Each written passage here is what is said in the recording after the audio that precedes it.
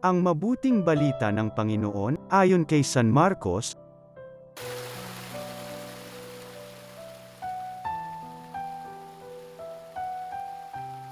Noong panahong iyon, may dumating na mga Farisiyo at nakipagtalo kay Jesus.